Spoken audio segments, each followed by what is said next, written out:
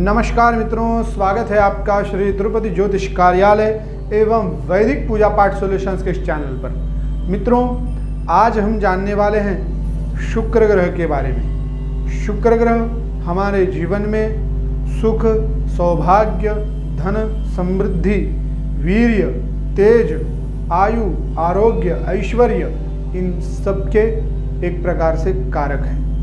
इन सबको देने वाले आपके घर में अगर सुख समृद्धि है, धन की बहुत अच्छी आवक है, मन में प्रसन्नता है, सब तरह से आप प्रसन्न रहते हैं, तो ये शुक्र की कृपा आपके ऊपर बनी हुई है। शुक्र से रिलेटेड बहुत अच्छी अच्छी चीज़ें हम यहाँ पर जानने वाले हैं। शुक्र एक ऐसा ग्रह है जो कि व्यक्ति के जीवन में अगर शुभ फल देने लगे तो व्यक्ति धनवान, संतानवान, पुत्रवान, ऐश्वर्यवान तो होता ही है, परंतु खाने पे, पीने में, रहने में हर चीज़ को एक वन की चाहिए होती है। कभी भी वो व्यक्ति नल का पानी नहीं पीता, उसे बिस्लरी का पानी बहुत पसंद होता है। वो कभी भी टू व्हीलर पर चलकर या स्वयं गाड़ी नहीं चलाता, कोई दूसरे व्यक्ति को गाड़ी देता है। शुक्र जिसका अच्छा है या फिर जिसकी राशि का स्वामी शुक्र है, वो व्यक्ति भी बहुत जीवन में सौभाग्यशाली, ऐश्वर्यशाली जीवन जीता है।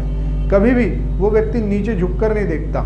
ऐसे व्यक्तियों को मन बहुत ही प्रसन्न रहता है और साथ ही साथ मतलब चाहे हमारे पास कुछ भी ना हो, पर जीना है तो A1 ही जिएंगे, ऐसा इन लोगों का स्वभाव होता है। तो आइए शुक्र के बारे में बात करते हैं। आज जिस ग्रह के बारे में जानने वाले वो है शुक्र, और शुक्र ग्रह के नाम के बारे में जानते हैं। तो शुक्र के नाम है भार्गव, भृगुनंदन, दैत्य गुरु और कवि।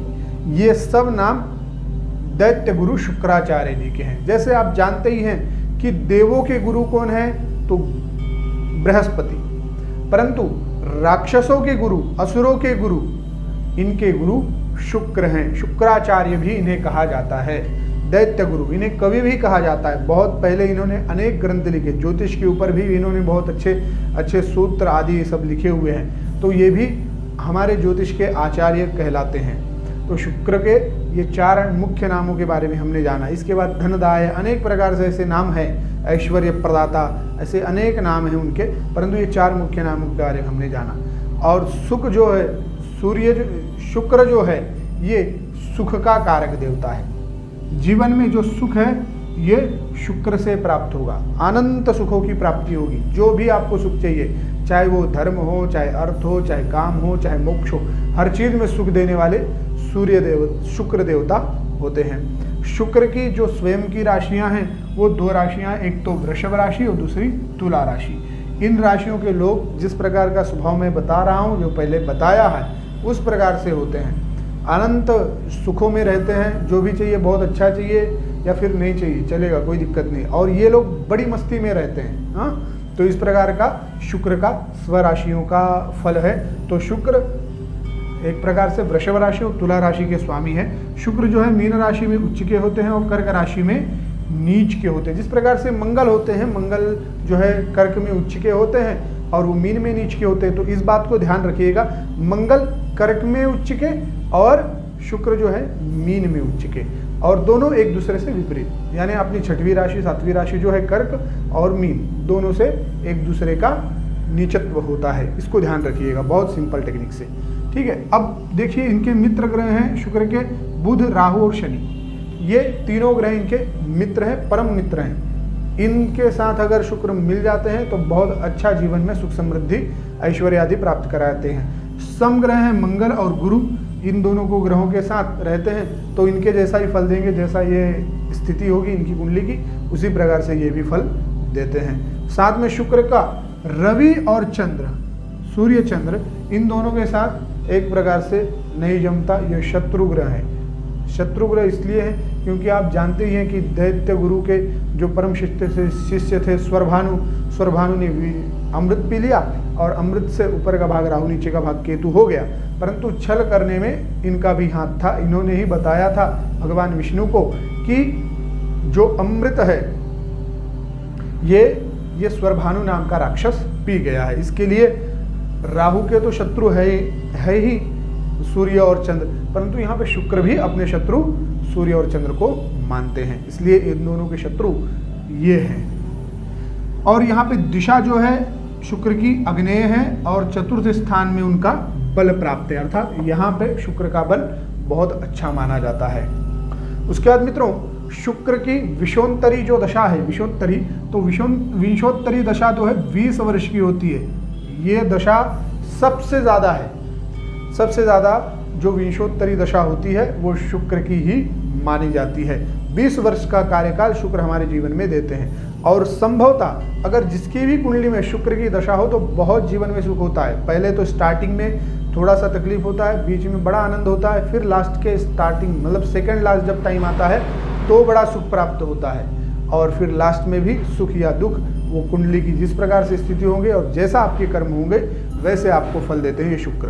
उसके बाद इनके नक्षत्र हैं भरणी, पूर्वा फाल्गुनी और पूर्वा षाढ़ा। इन नक्षत्रों में शुक्र का आधिपत्य है, बहुत अच्छा फल इन नक्षत्रों में मिलता है। शुक्र का जो तत्व है वो जल तत्व है और वीर्य के कारक देवता है, वीर्य के कारक देवता है, वीर्य से संबंध शुक्र का है, इसलिए शुक्र को जल का कारक और वीर्य का भी कारक माना जाता है। शुक्र का जो रत्न है वो है हीरा, हीरा रत्न शुक्र का रत्न है और हीरा पहनने से शुक्र अनुकूल होते हैं हमारे। इनकी जप संख्या 16,000 जप कीजिए या फिर इसको चौगुना कीजिए, चौगुने का 10 हवन कीजिए या फिर इतना भी जप कर लेते हैं तो बहुत अच्छा है। इसके 1600 आहुति आप दीजिए, बहुत अच्छा फल आपको देंगे। शुक्र का जो मंत्र है बहुत सिंपल मंत्र, ओम शुम शुक्राय नमः, इस मंत्र को बोल सकते हैं, या ओम भार्गवाय नमः, इस मंत्र को भी आप बोल सकते हैं। बहुत सिंपल मंत्र, इन मंत्रों से आप भगवान शुक्र को प्रसन्न कर सकते हैं। इस प्रकार से इनके जप मंत्र हैं ओम शुम शुक्राय नमः और ओम भार्गवाय नमः। इन दोनों मंत्रों से आप शुक्र भगवान को प्रसन्न कर सकते हैं। शुक्र अगर हमारी कुंडली में देखिए, इस बारे में समझ लेते हैं कि उच्च और नीच। अगर समझिए शुक्र हमारे इस 12वीं राशि में है शुक्र, तो हमारा उच्च का शुक्र है। अगर यहीं पे राशि आ जाती है चतुर्थ अर्थात कर्क राशि, अब कर्क राशि में शुक्र नीच की हो जाएंगे।